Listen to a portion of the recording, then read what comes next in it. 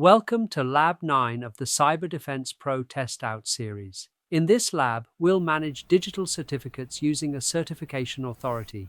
You'll learn how to approve and deny certificate requests, revoke compromised certificates, and even unrevoke a certificate when needed. These steps are essential for maintaining a secure and trusted certificate infrastructure. Let's get started.